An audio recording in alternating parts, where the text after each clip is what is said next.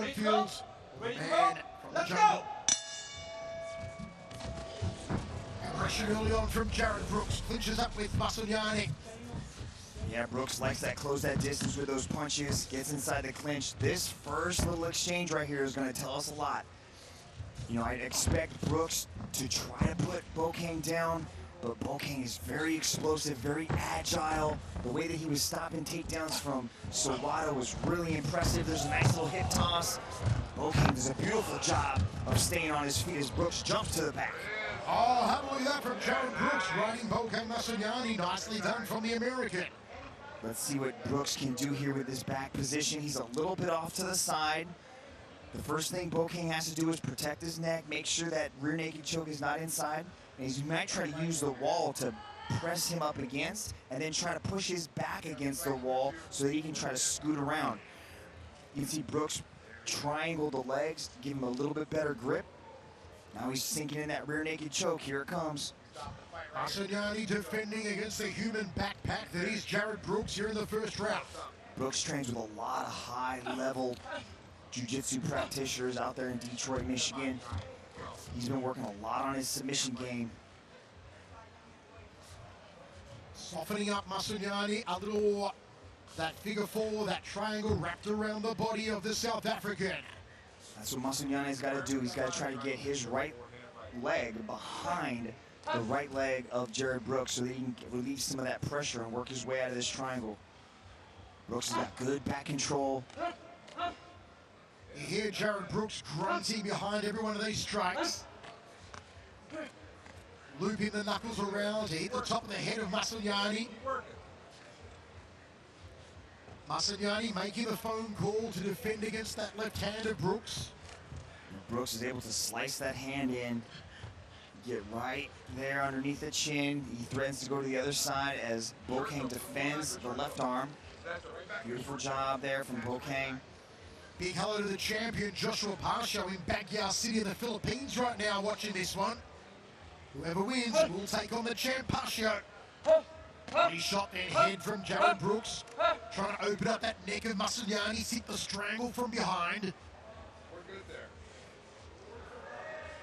What are the options here for Masunyane, Dragon? Well, he's trying to do it. He's trying to take his right leg and put it behind Brooks's right leg, but Brooks is doing a good job of keeping his foot hidden behind the leg, so he's not able to relieve pressure from the back mount. And you can see how Brooks is trying to attempt to threaten with the rear naked choke, and Bokang's doing a good job of peeling off whatever hand is threatening the neck. So he's doing a good job of defending. He's choosing to stay upright, which is a smart move on his part so that Brooks really can't advance his position or do much as far as ground and pound, flattening him out.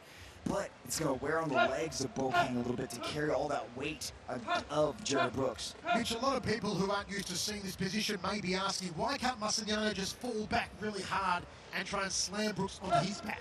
He could, but in doing so, it's going to open up a possible transition into the rear naked choke. So as he throws his head back, it's going to open him up, and it's not going to do that much. You know, the pressure of that, you know, jump essentially is just going to put Brooks into a better position. It's better for Bokang to just sit here, defend the rear naked choke, and he might choose to ride out the rest of this round in this position because his rear naked choke defense is pretty solid. But it's a very dominant position for Brooks. 1:10 remaining. Brooks tries to soften him up a little more. Look for an opening where he can sloop around that neck of Bokang Masunyane. Patience though from Jared Brooks. So too from Masunyane. Number 1 and number 2 ranked in the strawweight division. Cranking here.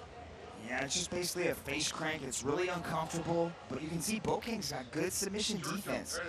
See, this is where Brooks might want to go palm to palm, right? If you can get that arm underneath the neck, you can see that he's a little bit close. He's close to it. Brooks might go out. This might be it. He's got 30 seconds. Is this it? That's the That's it.